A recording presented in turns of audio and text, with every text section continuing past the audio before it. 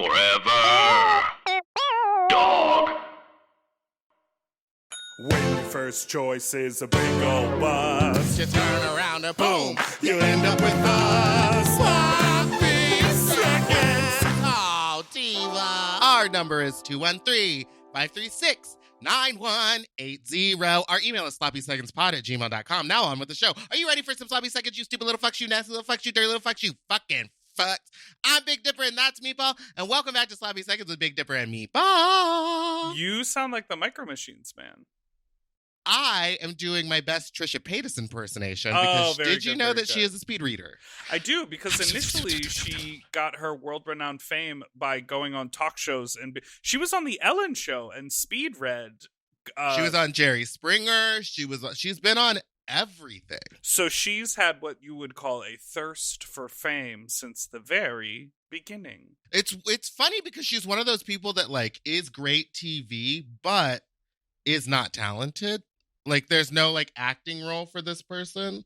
So you follow closely in her. I mean, you've studied her career closely because you think, hey, Yeah, that's for me. because one, and I'm trying to be her best friend. Number two, you know what I mean? Oh my god, I feel like y'all would get along. Actually, every time I like post something about her, I have like at least 20 people message me being like, "She's problematic. Don't follow her. We don't like you because you stan her." Remember when she came out as trans, but it was like one Remember day, when and she then came out as Jewish or schizophrenic? She did all of those things. or a speed reader? What's the fact? Is there something we both have in front of us that we could both read really fast? I don't want to read our outline. You read We've that. received your application to renew your vehicle registration. However, it is impossible for you to do this. Sticker and registration card cannot be issued at this time until you have this outstanding. Oh, this is my smog check. It's a smog check, guys. It's a My smog Prius check, honey. needs a smog check. None of this is in English. I don't know if you can see that. Well, Okay. I feel like the deal with speed reading is you just skip words and take deep breaths, and it's very performative. I just remember when she did it on the show. We could play an audio clip of it now, but Because it's like it just sounded like a bunch of mouth noise. yeah, completely. Well, listen. Speaking of mouth noises, I'm very excited for our guest, who we will have after the break. Be right back.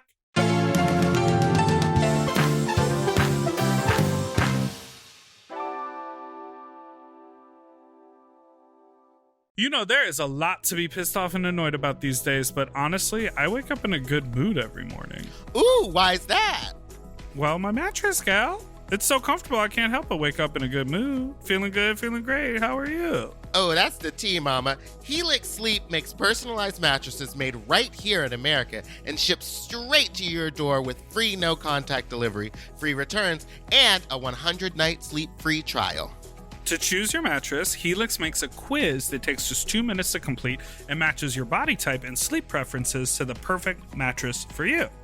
If you like a mattress that's really soft or firm, you sleep on your side or your back or your stomach, or you sleep really hot or you sleep really cold, with Helix, there's a specific mattress for each and everybody's unique taste. How do you sleep? I literally sleep on my back, on my side, on my stomach.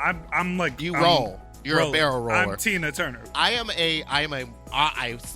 start sleeping on my stomach, but I roll throughout the night too, which is kind of annoying for Michael, which is why we got the California king size baby, because there's enough room for both of us, and I don't bother him. I love the thought of having a mattress that fits with how you sleep, because we all do it differently. So yeah. So just go to helixsleep.com/sloppy, take their 2-minute sleep quiz, and they'll match you to a customized mattress that will give you the best sleep of your life. Yeah, they have a 10-year warranty, and you get to try it out for 100 nights, risk-free. They'll even pick it up for you if you don't love it, but trust me, you will. So right now, Helix is offering up to $200 off all mattress orders. Get up to $200 off at helixsleep.com/sloppy.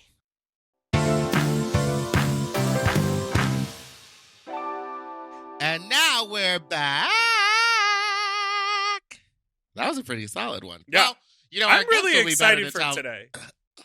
I'm very excited today, too, because it's something that I've been wanting to do for a long time.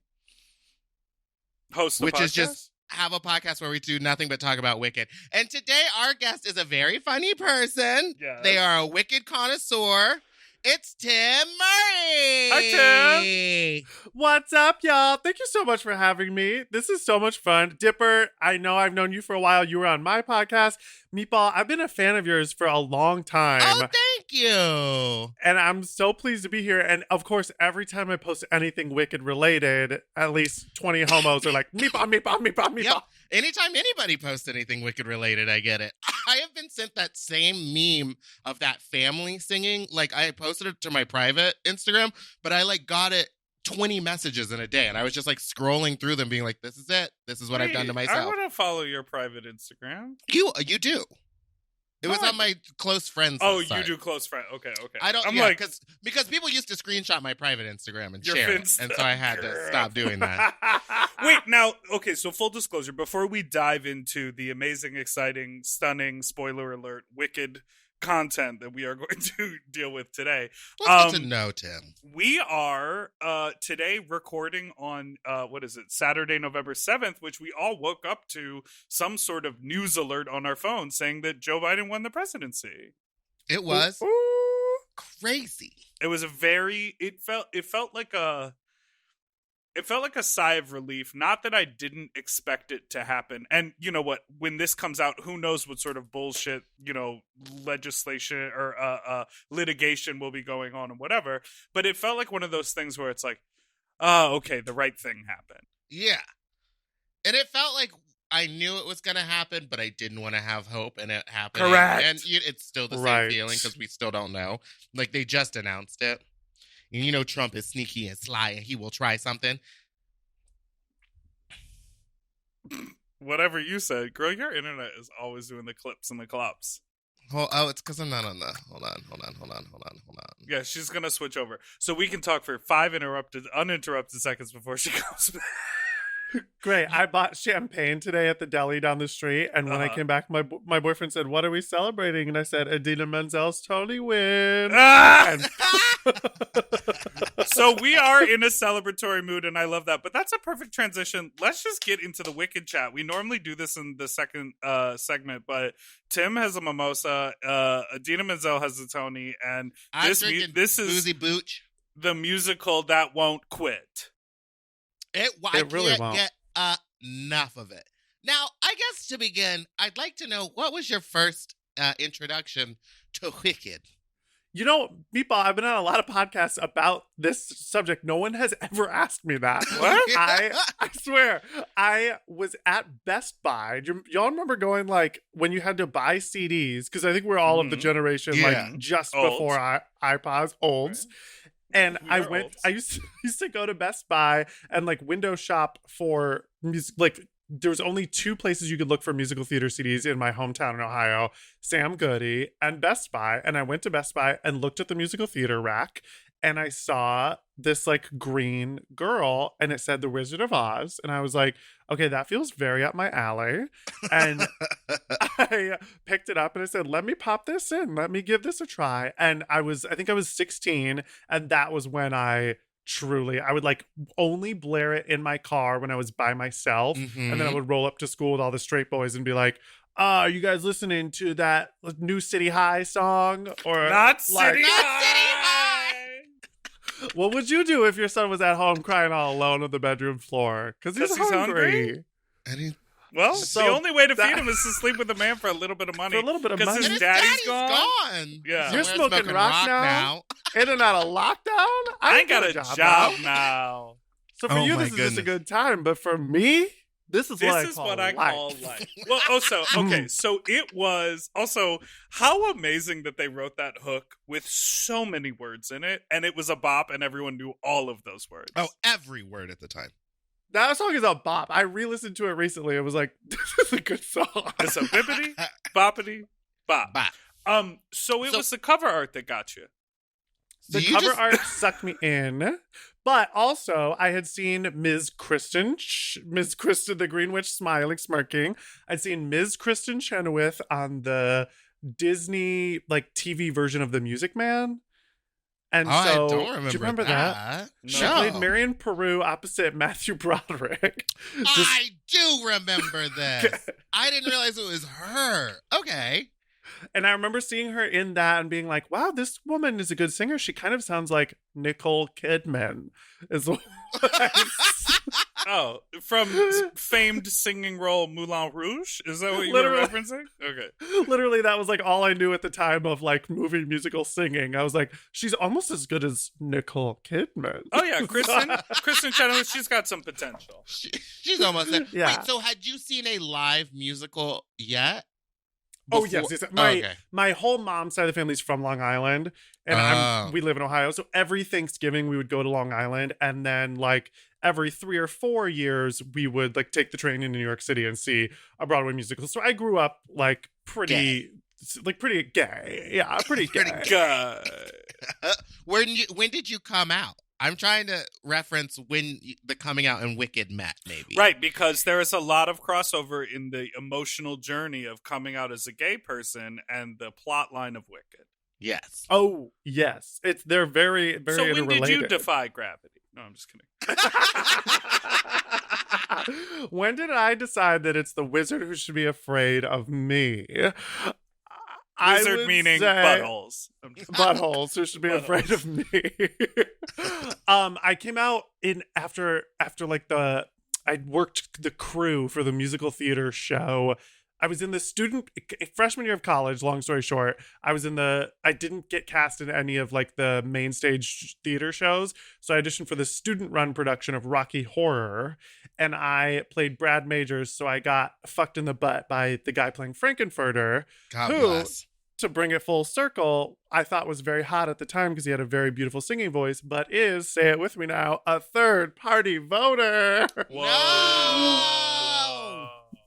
So that has recently been very traumatic for me, but at the time, And so how did was you find very- out that information? Is he a proud third-party voter who likes to post about it on his social media? Dipper, for the last 4 years, when I was posting about Hillary back in the day, Right. he would troll my statuses. Oh no. And say, Yeah. like, you really need to vote for George Jorgensen or whatever her name is? George Jorgensen. George- Yeah, Georgie. exactly. George of the Jungle. George of the George It's to Joe George, jungle to Jorgensen. jungle. Joe She gets the Jorgensen. 1%. And she, not she. Of voters, not of money. Not a, well, She is the 1%. The 1%. 1%. Miss Jo Jorgensen. She's Okay, she's more of a Madam Morrible to me. Jill Stein is an absolute Dr. Dillman. Don't even try.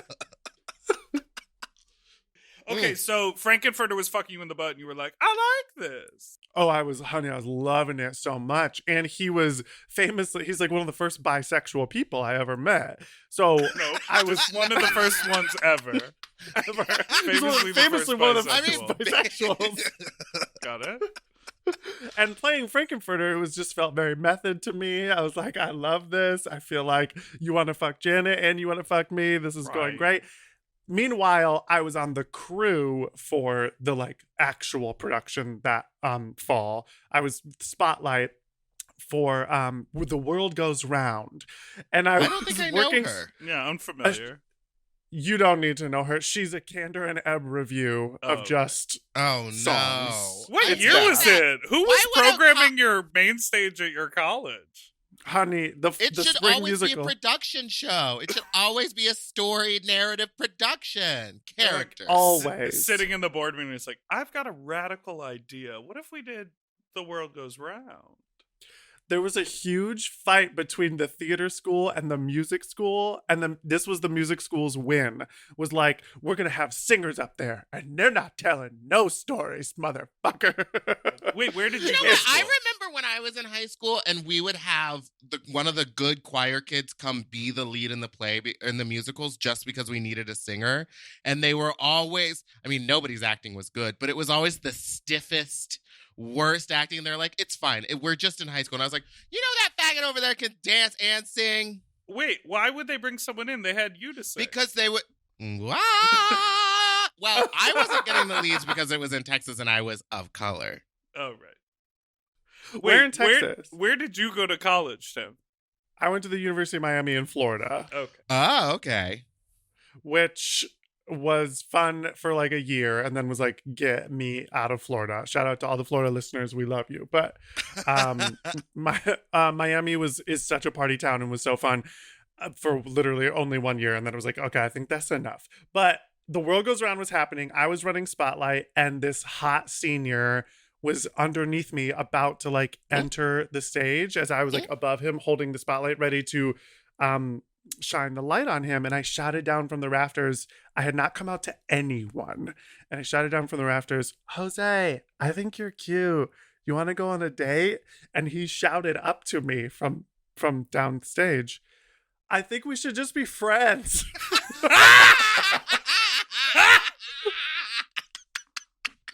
And then I had to spotlight him the rest of the number.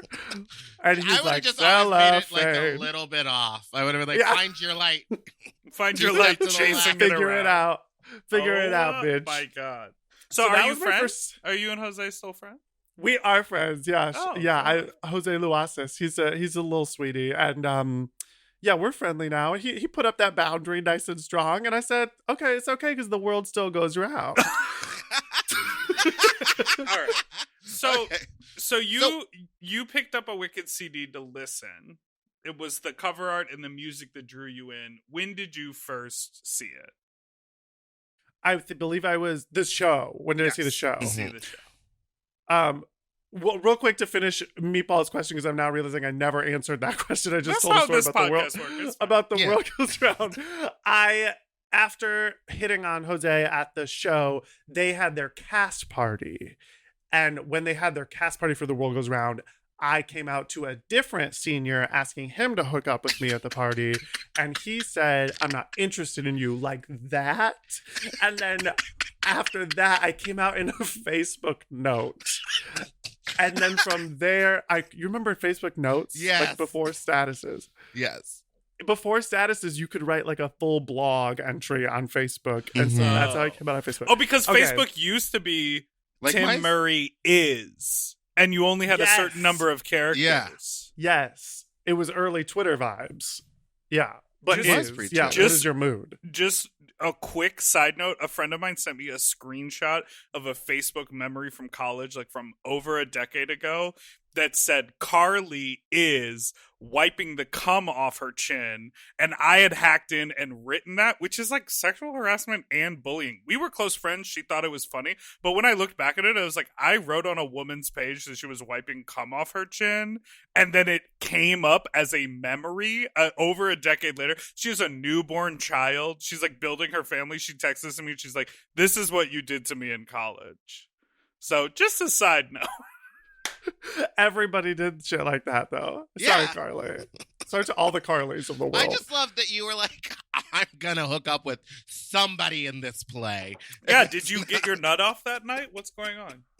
No, I cried alone in the girl who played Columbia's arms and was like, I'm gay. And she was like, write it on Facebook. And that's how that went down. Write it But on then Facebook. you asked me when I first saw Wicked, Right. which was, I was 18. I was looking at schools and I was visiting NYU. I'm only telling depressing stories today.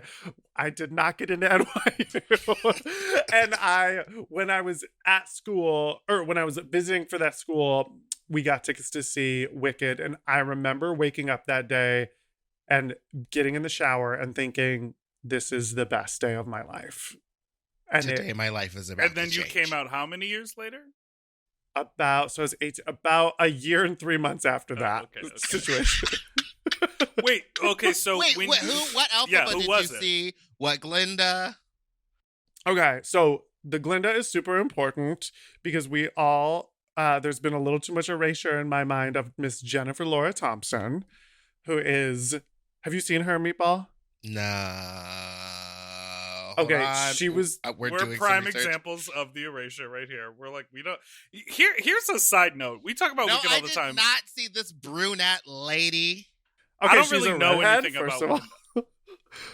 Yeah, okay, Dipper, that's okay. And Wait, when was she? What she number? was the first standby for Kristen Chenoweth, and then she replaced Kristen Chenoweth. She's the second ever Glinda. And she also has been in like Dear Evan Hansen, and she was the original Hope in Urinetown. She was so ungodly funny and so real.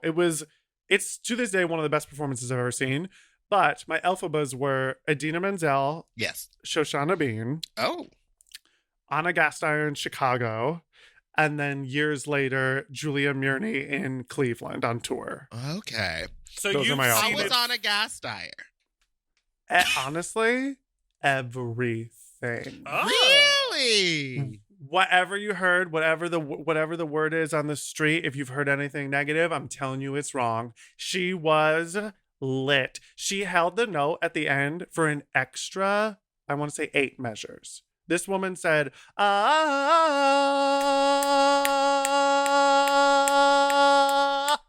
I was like, what?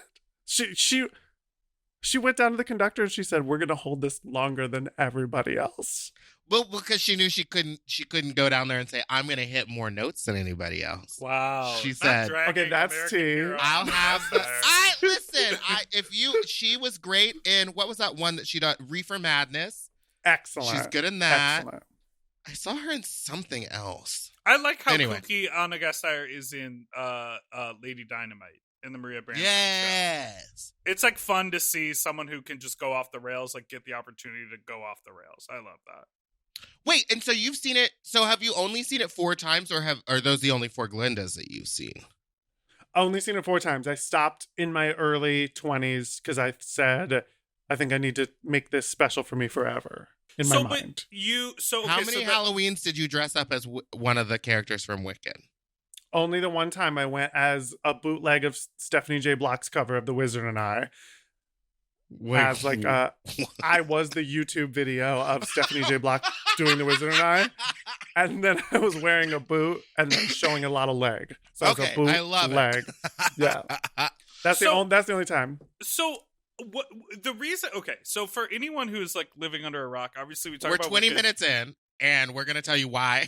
We talk about Wicked all the time. We mentioned the other day. We fumbly mentioned Tim, like your like YouTube videos. I've seen them on Twitter, whatever. But where you're blindfolded, and who is it? Is that your boyfriend who's playing you the videos? That's my gay boyfriend. Yeah. Okay, so that is your, in fact, gay faggot boyfriend who is playing you clips of singers singing the Elphaba Riff. And you And can name so every many single of them. one of them, including clips of people that are like in their senior choir recitals. Like some of the things I'm just like, how do you, do you just watch that yeah. song, everybody's version, take it in, watch Meatball, it a couple times? I know you vibe with me on this. I literally just can't stop listening to that song. It is I just always so I'm always listening to it. Like even, when I'm like pre-COVID times when I'm drunk hanging out with friends, I'm like, let's put on a couple of different versions of Defying Gravity and let's all decide who we like the best. Like stuff like that has been going on for over a decade. But then during these COVID times, my podcast partner, Peter Kim, who's on the podcast Slumber Party with Dipper and I, he has started like blowing up selling TV shows. So I decided to do the podcast alone. And I was like, well, since I don't have to like consult with anyone else, who do I want to interview? So I started interviewing Elphabas. So I started interviewing. How many have you had? I think I've had 12 at this point. I've had Eden Espinoza, Nicole Parker, Lindsay Pierce, a ton. Their names are all escaping me now, but I've had a bunch of them on, and as I had them on, I would listen to their versions of Defying Gravity, and then of course several of their other songs. And as I started listening, I just couldn't stop listening to more versions, and it is truly so thrilling and brings me so much joy listening to different versions of Defying Gravity. I do it with Defying Gravity, but they now have the compilation videos of like what they call the battle cry, which is the riff at the end. But also I do it with Somewhere That's Green and Suddenly Seymour, because the MJ Rodriguez Suddenly Seymour is like the next level version of that song, like how it should only be sung from now on. Did you see that in Pasadena Playhouse? No, I really wanted to, but it was sold out, honey. It was really... It sold out so fast. I know. It was that was the first time I'd ever seen the show. and I've never seen the movie all the way through. So it was really, and then later I, of course, like went and like learned a lot more. I'd always sort of understood what Little Shop was in theory, but seeing that version as the first version makes me think of the show as like a great thing that you can do anything with, which was really fun. Because watching it in this like totally new imagining was like really, really cool. It's like how colleges will do Shakespeare set in all these different time periods. It's like, let's just start doing it with Wicked. Wicked 2020, baby. The Pasadena Playhouse is... there's a lot of people that can fit in there, but the room is pretty intimate, so it's like there was so much talent just like right up there on the stage, like super close. It was great. So when did you discover that you could just recognize, and like how does your brain work to make the connection? So my gay boyfriend was hearing me listen to all these different women throughout the house the last several months as I'm preparing to interview them, and as we're listening, I was ready to go to sleep one night, and I was literally closing my eyes, falling asleep, and he was not tired. So he was like, I want to play a game with you to try to keep me awake. And as I had my eyes closed, he started playing videos of them and asking if I knew who they were. And he realized I knew who everyone was within like 13 seconds for the most part. I have one for you right now that Dipper will play. Well, and I before we do this, I'm curious. Do you have like a criteria of what you think about as far as like what makes it good, or in your mind is it, you know, each individual beautiful snowflake, it has their own redeeming qualities? What a good question. I think I've been drinking enough to just be fully honest. Yes, that's what we look for. To me, because on the podcast, obviously I interview a lot of them, so I try to be very diplomatic and be like, all Elphabas are good, which they are. I love every single one of these women. I think anyone who's gonna fucking step on that stage and do that singing for 6 months is truly a hero. It's like what RuPaul says, like, if you put on heels and a wig, you're a hero. Like, anyone who's played Elphaba is a hero, but I do think there is a certain element of, are you witchy enough? Like, what is going on with this vocal quality? It should be pretty specific, and people love to shade Ms. Idina Menzel, but I'm telling you, I saw this hoe do this show, and it will never, in my mind, be like that again. It was like Margaret Hamilton drag. It was Elphaba to me. So that's what I look for. I look for like some element. I look for the emotion through it, and I like when they go a little sharp, you know? Because I feel like it needs to be... It needs that, like, cutting, tinny, like, upper nasal sound at some points for me to be like, oh, yes, get it, girl. All right. Now, what's your favorite... Can I just play the clip? No, well, yes, but then I'm going to forget my question, but okay. Okay, ask your question. My favorite version, is that what you're asking? Well, that and what's your favorite version of flying when there is no flying set? Do you prefer them stand on a chair? Do you like them just to hold their arm in the air with a broom? Do you prefer everyone around them to drop down low and pretend I like as that if they're when rising? Everyone else drops squats and they're like, whoa. I had Jenna Lee Green on the podcast, who was Libby in Sabrina the Teenage Witch, and I saw her. You saw her? Yes, because I Wicked? saw the touring company when it came through Houston, and she came out, and I was like, Sabrina the Teenage Witch, what are you doing here? But it's the brunette girl. You saw her as Nessa Rose. Yes. Yeah. So she's one of the few people who played Nessa Rose with an understudied Elphaba. And on the podcast, she said her first night going on for Elphaba was the first ever no-fly show. Some people think it's Shoshana Bean on Broadway, but it actually was Jenna on tour. And she said that everyone falling down to the ground now, that was actually an accident that all the actors did in the moment because they didn't know what the fuck to do because she wasn't flying. So they all just were like, and when you say no-fly show, you mean like the mechanism broke? I mean, like, she didn't fly into the air with the magic that... Well, I understand, but actually, we did get a phone call from somebody who was associated with the production, and they told that similar story. Wait, is that what you just sent me? Yes, but let's play the Wicked riff so that we can see if they know who it is. We're going to go to a break right after this, but let us hear if you know who this is. Oh, wait, I have to start it over. You want me to say if I know who it is? Who do you think? What do you think we're doing here? I'm just kidding. Was it really loud?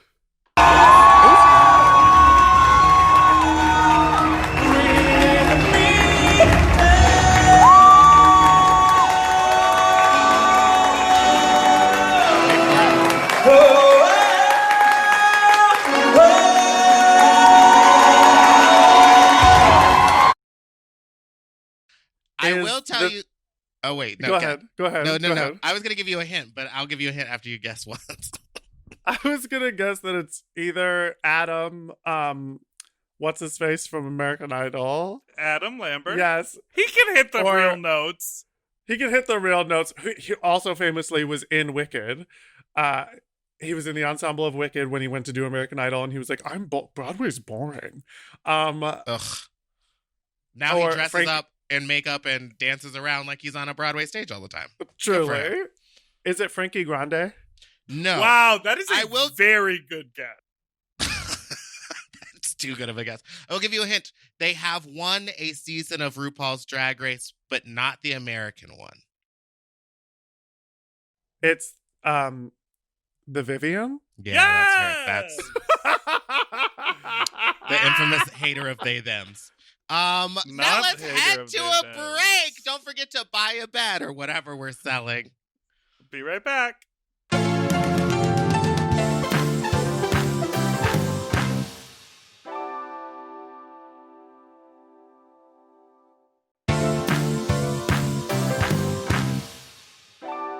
Okay, we are back. I actually have a question that is not Wicked related. I saw you, the first time I saw you was at the comedy place where people do stand up in North Hollywood. What is that called? Acme NoHo. Acme NoHo. Which is actually it's just like 8 letters put together. ACMENO. Can you imagine if someone was like, catch me at the ACMENOHO? And you're like, wait, what? Okay, but the first time I saw you there, I think my friend Tien, who's been on the show, was doing stand-up, and it was at your show, and you like just did a Britney Spears, like a full Britney dance number. Mm-hmm. Like you were like, hi, welcome to the show, hit it, and then you just did that, and then you were like, our first comedian. It was Thank no you. stand up, and I was like, I need more of that in a comedy show. I'm very here for this moment. That's how I opened my hour of stand up. It's the Britney Spears 1999 VMAs performance with NSYNC. Okay, which I talk about all the time when she goes, I'd like to introduce you. Not are you ready? It's can you give the line, please, Tim? I would like to introduce to you some friends of mine. Bum, bum, bum, bum, bum. And they go, like as if they're like they're like fixing a car, and they do all these like pop and lock dance moves. But the real drag gag reveal of it is that she does it's like all these dancers sitting in desks, like we're all like very late 90s, we're all sitting in class, and she does her whole number, and then she goes, I would like to introduce to you some friends of mine. Then they do some pop and locking, and then after that, NSYNC has been sitting there the whole time. It's a reveal. In the desks. You and didn't know they reveal. were cool kids. They were like heads were down because they were like napping in cool class. kids. That's when I would fall asleep on stage, when they were like, your extra work in the back is to do this. And I'd be like, all right. Imagine Lance Bass is passed out as the rest of the 4 of them are dancing. Lance. Okay, so my question is, you are gay, you have a gay boyfriend, you do comedy things that, skew gay, you hang out with a lot of gay comedians. I would say Peter is like your comedy partner in a lot of things, et cetera, et cetera. We've also had Michael Henry on the show, who I know you've like made videos with and you're friends with. I see this thing, especially in LA, where there's like different categories of gay. There's like the social media gays, then there's like the drag, there's like the TV drag queens, gross. And then the drag queens, and like the adjacent to that, and then there's also this like comedy, and a lot of those comedy people end up being writers on shows or booking shows as like actors and bit part. But it's so funny because like I feel like a lot of those like Hollywood comedy gays look at the drag scene and they like celebrate the queens, especially the RuPaul Drag Race girls, The white ones, yeah. and correct.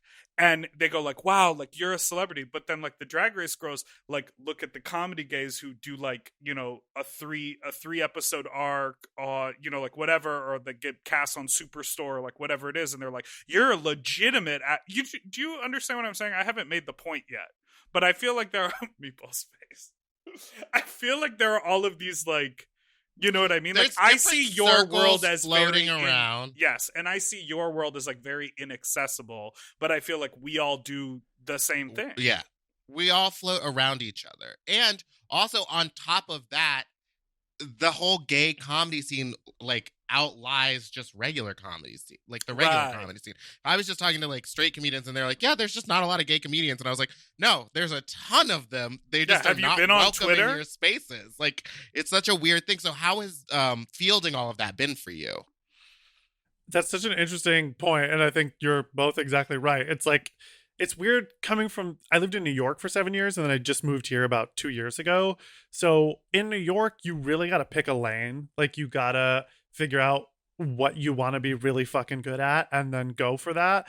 And so I started doing musical theater for like the first 6 years. You know, I went to college for that and then started doing that for about 6 years, and then realized that wasn't, you know, when it was over, it was over. Like when a contract was over, it was done. Right. And I would like be doing a show in fucking South Carolina or something and just be like, wow, I have to make new friends every single time I like get a job. I have to like be in this new pod of people. And at the same time that was happening toward like the end of my 20s, Matt Rogers and Bowen Yang and Dave Mazzoni and all this like crew, Henry Kopersky, this amazing musician who was like, yeah, I met Henry. Writes, he like was at the time like writing the comedy music for all of us, for Catherine Cohen and Pat Regan and like all these people who are like now blowing up. But when we were all in New York, that was kind of like a weird little safe space for us to kind of put all of this shit together that you're talking about, like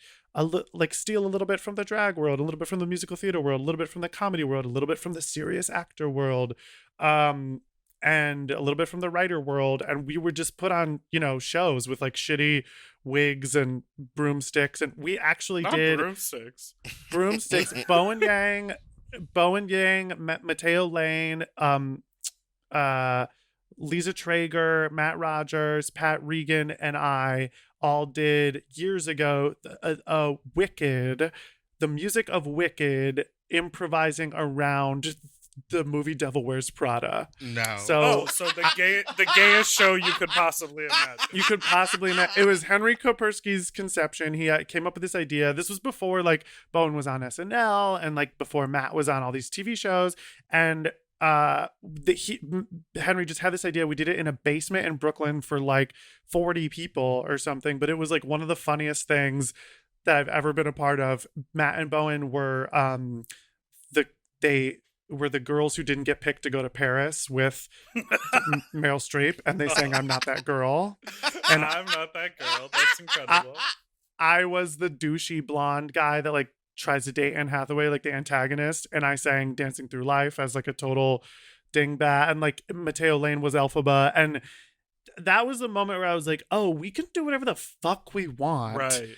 Like you just have to be like, not to sound like, I don't know, pretentious or something, or like foolish, but like you just be brave enough to like do whatever the fuck you want. Yeah. Which is why I'm so inspired by what you guys both do, because like Dipper, your videos are brave. so brave. Brave.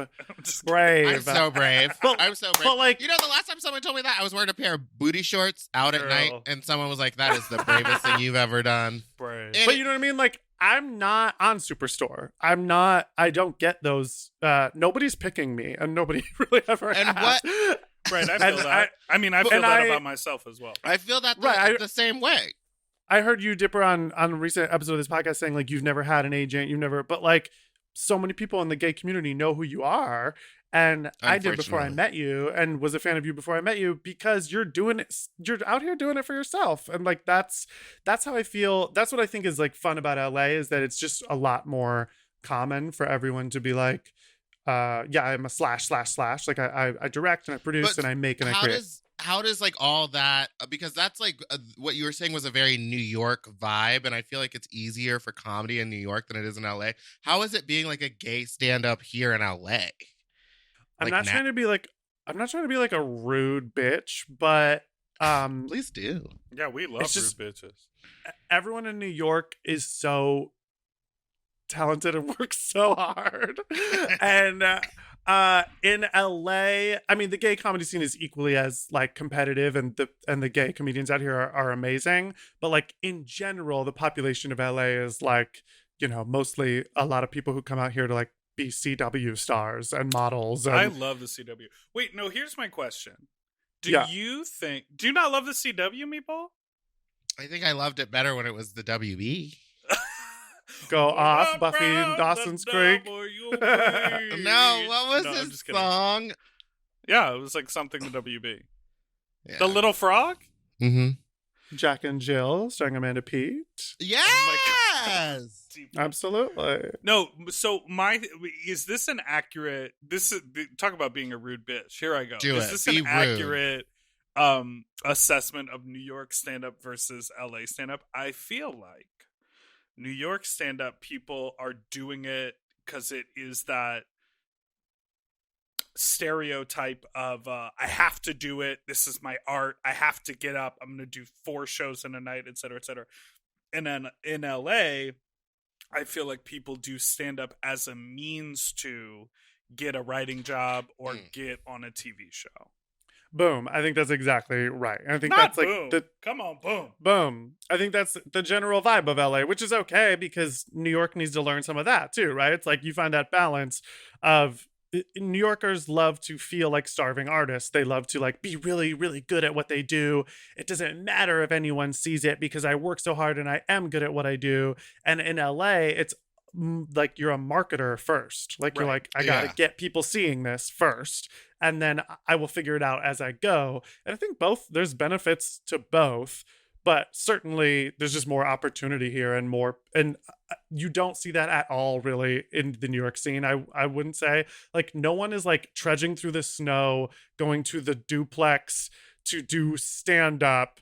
But like in LA, you'll go to an open mic and there'll be a ton of people there that like have never done it before and are really truly don't care if they're bad. They're just trying to like say they've done stand up so that they can get a TV writing job or whatever. I even said that on this podcast maybe 6 months ago. I was like, I'm going to start I want to try stand up maybe longer ago, because sometimes I get booked at a comedy show to like do a song or two, and then and I have a great time doing it, and then I go like, I'm going to tell some jokes in between.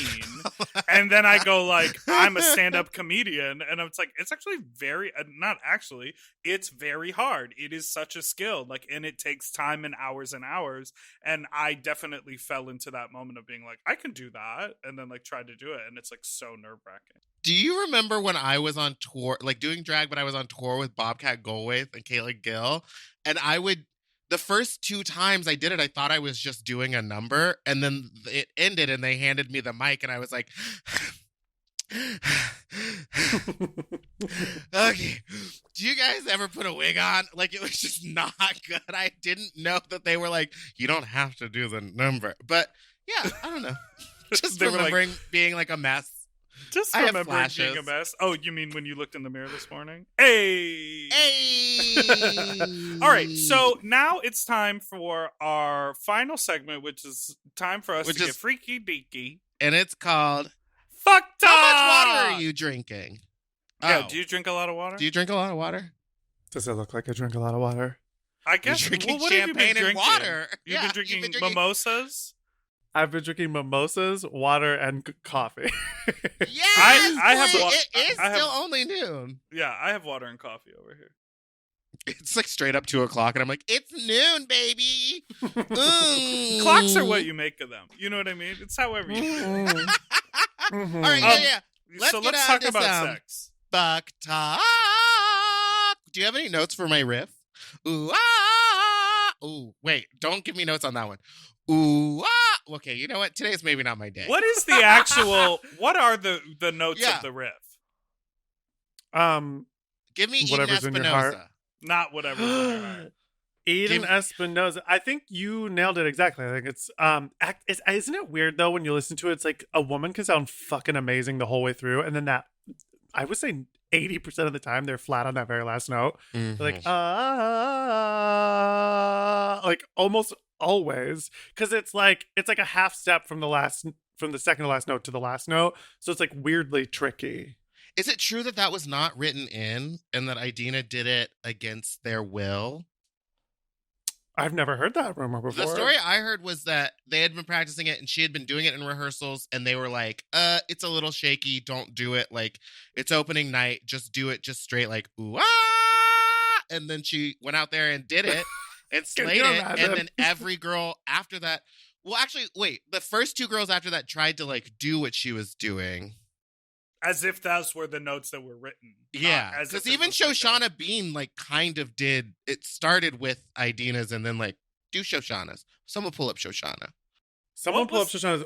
Famously, Shoshana and Eden both got in trouble for taking liberties because Eden was the first standby for so Stephanie J. Block did the workshops and was then the first standby in, I think, San Francisco when it was out of town. And then Eden was the first standby on Broadway, and she went on a couple of times, but not often.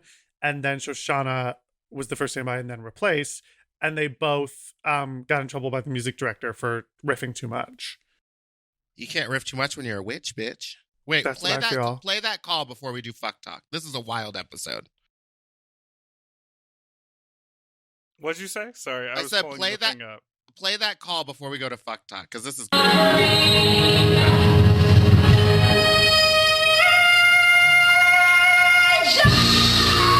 Wait, that's not it, right? It's further. Wait, that was amazing.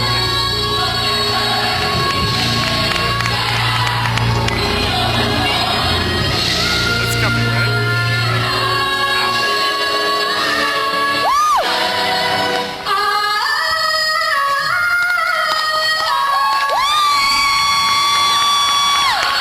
Who was that? That's the Shoshana Bean riff. Yes, correct. That's Shoshana Bean.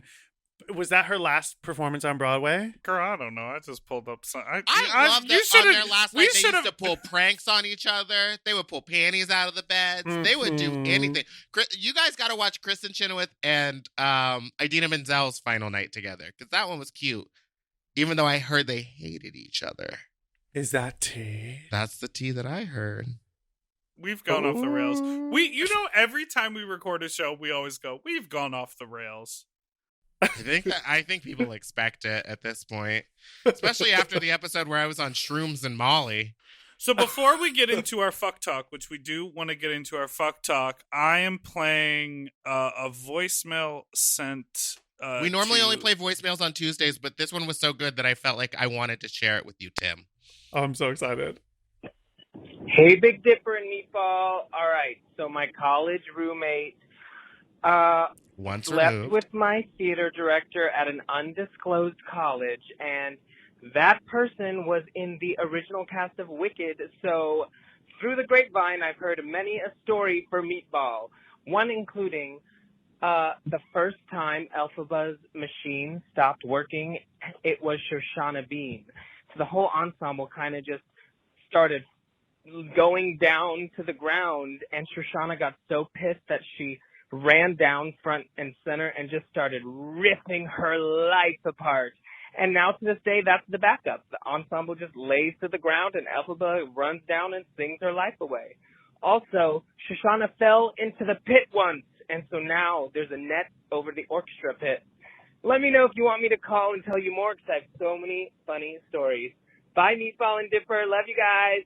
Oh, that was sweet. Isn't that great? But we're fact-checking. It's exactly what you were saying earlier. Well. So I guess no one really knows for sure. Jenna Lee Green claims that it was when she was on tour, that was the first time. But Shoshana also claims that hers on Broadway was the first time. We got to get those dates lined up. It's up to you to get to the bottom of it. Yeah, Tim, I think we're let all you do that you, over at the Slumber Party. The Elphaba historian. Kind of historian. I'm gonna get my Mary-Kate and Ashley detective suit out. I'm gonna give you Who Stole the Great Hope Diamond, What Killed the Dinosaurs. Oh my god. All right. Who makes the finest pizza, What's in your brother's dresser drawers. What is their pizza song called? I don't remember the pizza Let's do song. fuck talk. No, but you know what I'm talking about. American. You know what I'm talking about. No. Wait. I do. Dipper, you're going off the rails. No, I don't care. I don't care. The pizza Ooh. song? Have you heard of Eden Espinosa in that musical called Brooklyn? Have I heard of it? It's so I good. saw it on Broadway, and she melted my skull off of my head. She's so good. This is 2 minutes and 30. What else you got open?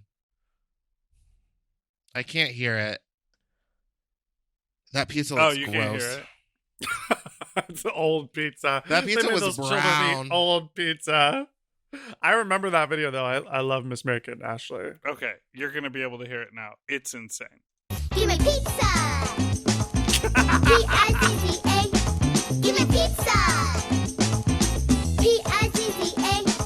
Now we're feeling kind of hungry. We got mega munchies. Time to make our pizza as big as some countries. How much pizza do you think we can chow? More than our parents would ever allow. We're gonna make a masterpiece of pizza. A work of art like the Mona Lisa. A work of art like the A work Mona of art Lisa. like the Mona Mona Lisa. Lisa. That Girl. is just a bunch of like stone drag queens hanging out. Like, pizza, pizza, pizza. Truly. I love that song. All right, now let's get on to our fuck talk. What kind of people do you fuck? Do you like what's your gay boyfriend like?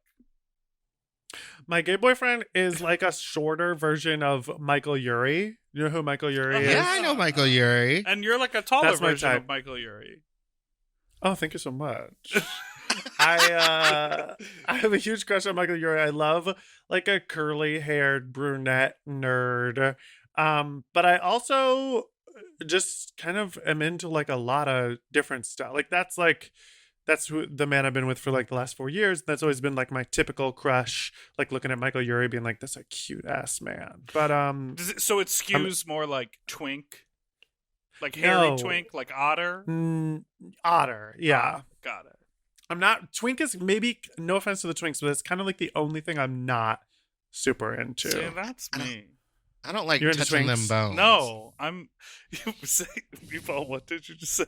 I don't want to touch them bones. I don't like touching them bones. Bony bodies. I like a little meat. I Yeah. like a little meat. I like a little jiggle, a little something to hold on to. Yeah, a little bit of thickness somewhere. Yeah, my boyfriend's got a fat ass. Yeah. We love a fat ass in this house. Do you No. have any sort of like embarrassing or wild sex story that you tell or will share? Absolutely. I have so many. Okay, here's a good one. Didn't take long. I was like, where do I begin? I have many.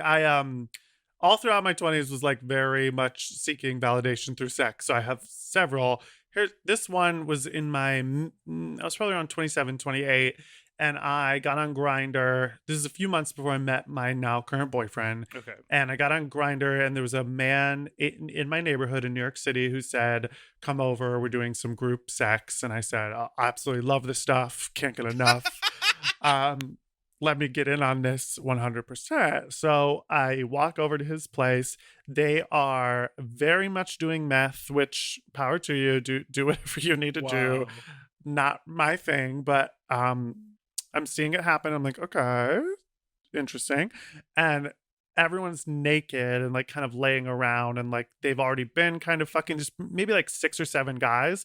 And the guy who let me into the building, into the room, was a very nice gentleman. And then after a few minutes, I walked in and I was like, hey, everybody, like, what's up? And this nice gentleman, after a few minutes, I'm getting some weird looks from a lot of the guys. And the nice gentleman he goes, can I talk to you for a second? He pulls me out of the hallway and he goes, yeah, the host wants you to leave. This is not going to work out. And, I was like, okay, thank you so much. Thank you for seeing me on such short notice. So your I college storyline is carrying through. Carries through. I apparently they were saying appointment equity only, and they they sent me right packing, and I was rejected from a gangbang by a bunch of men who were barely lucid, but lucid enough to say, you know what, he's not for me. Did you see the communicate? Yeah. I'm sure it was Go more ahead. that you were like talking and they were like, you know what I mean?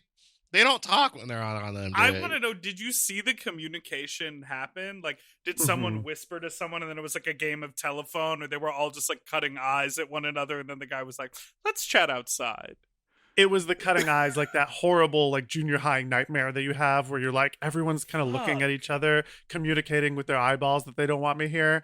And it wasn't everybody, but it was certainly like the guy whose place it was, who was on his phone, had texted the guy who brought me in, being like, get this guy out of here. Like, Oh. it's, So yeah. then did you go But have you came sex out a somewhere winner. else? You came out a winner. I Yeah. came out a winner. I did not have sex somewhere else. I went home and cried.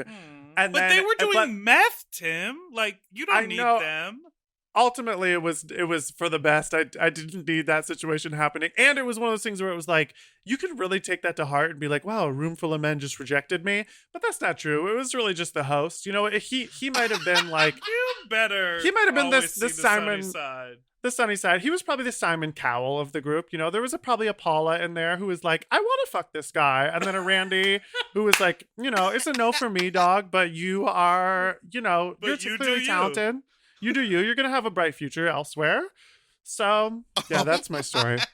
I love that. That's so good. Yeah, group scenario. Did I ever say this? You told story? me about the time that you saw at one, Okay. Well, but you never told me what his dick looked like well, he left before. because he saw you. No, he didn't see me, but I think he left because I don't know, or maybe he got fucked in the corner. Whatever. No, what I was gonna say So is she's I. so now on record, you're saying that she's a bottom. She could be verse. She could be verse. Okay. No, what I one time I heard through the grapevine about like a sex party happening, and you had to submit your pictures, and it was like deep in the valley, and I submitted my pictures, and then the guy was like he wasn't enthusiastic, but he was affirmative that I should come. And I should have taken the sort of like a little bit, it was like, awesome, yeah, you should definitely come. You'll be popular here. I should have taken that as like a note, like you kind of want to be, I feel like you kind of want to be the underdog a little bit, not to the point that you experienced, but you don't want to be like the hot shit in the room, because then you're like, what is everybody else like if you're the hot shit in the room, you know? Especially for those of us who struggle with a little self-esteem. It's like you don't want to be the hot shit, because then you're like, God, what are these people like? But anyhow, I drove out. The parking was hard. I parked.